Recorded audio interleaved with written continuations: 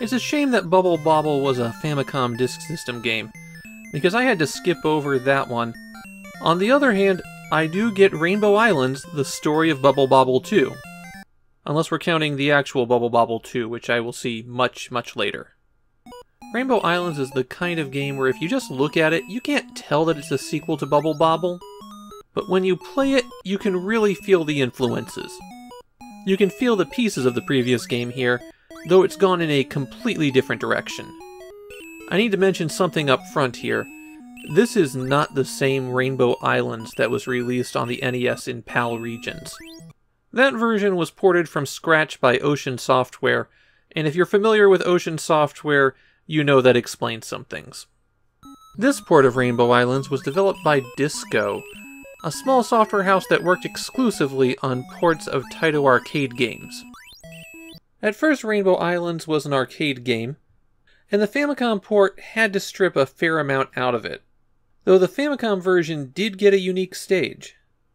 At the end of Bubble Bobble, Bub and Bob return to their normal human form, and their next adventure takes them to the Rainbow Islands where someone has stolen their giant diamond. And that's really all of the story in the game. Rainbow Islands is a classic arcade game where they just want you to get in and start smashing people with rainbows. In the Famicom version, you can only play as Bob. The second player has been removed. And you have to get to the top of a vertically scrolling stage. You can jump up through any platform no matter how solid it looks, just like in Bubble Bobble. To deal with the enemies that he encounters, Bub fires a rainbow from his fingers when he presses B. Those rainbows have multiple effects. Any enemy hit by them is sent flying. But enemies can't pass through them or climb up onto them, so they can become entrapped in rainbows as well. Bub can walk on top of his rainbows, scaling them to get to out-of-reach places, and if he jumps on the rainbow, it falls down, destroying any enemies below it. Also, the rainbows can make items appear, and block shots from enemies. They're a very flexible, powerful tool, and it does take a bit of effort to get used to them. The way that enemies are defeated is important, too. All defeated enemies fly up into the air and then come down. When they hit a surface, they turn into something you can collect. Enemies directly hit by the rainbow turn into power-ups and points. Enemies that have the rainbow dropped on them, however, turn into either power-ups or diamonds. And diamonds are the most important thing in the game. Each color of diamond corresponds to one letter in the word rainbow, and you have to spell out rainbow to collect the big diamond after you defeat the boss of the world. Collect 7 big diamonds, and then you can go to the 8th and final world.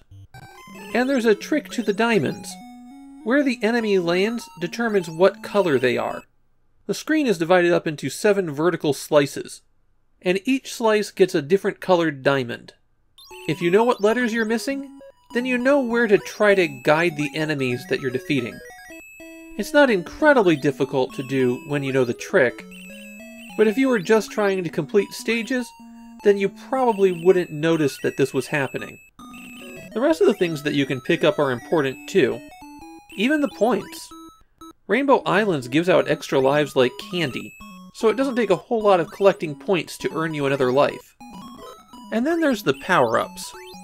There's some that last until you die, and then others that have a convenient immediate effect. The shoes will make you run faster, while the pots do a few different things to your rainbows.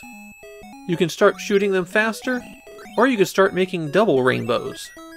In the arcade, this could be upgraded to 3 rainbows, but that's been removed for the Famicom version. You could also just start shooting rainbows out around you. This effect lasts a short time, and enemies hit by it become diamonds. Collecting the stars causes an explosion of stars that destroy everything around you, while the star tiara makes a meteor storm that rains down for a short while. There's also this cloak that makes you invincible for a bit. Rainbow Islands is a game that's harder than it looks. It's not too bad on the first stage.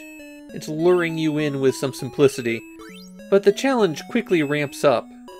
You get more aggressive enemies that track you more closely, enemies that just won't stop shooting, areas without enough places to stand where you're dependent upon your rainbows. On later levels, you have to find a crystal ball in order to make the boss appear. Although those later stages also have a bit of fun since they're based around other Taito games. There's a few tricks you should know. Rainbows go through walls, and you can pass through those walls when you're walking on the rainbow.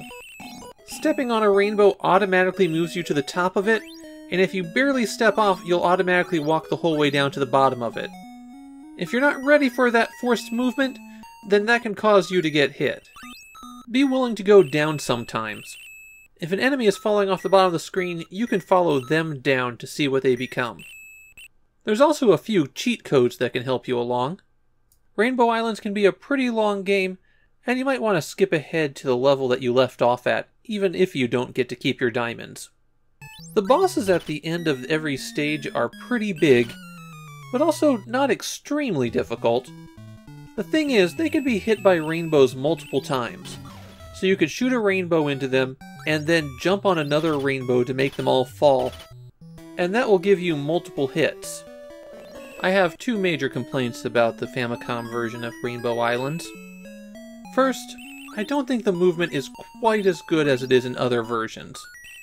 In particular, the way that they made the rainbows work where you're forced up on top of them, it takes away a little bit of the precise movement. The other big problem is the Famicom's color palette. The Famicom just can't display the vibrant colors in the quantities that Rainbow Islands demands. And so the Famicom version has a very subdued palette. It's 1988, and the limitations of the Famicom's outdated technology are starting to really get felt. But that's really nitpicking. This is a perfectly fine port of Rainbow Islands, and there won't be a better one until 1993.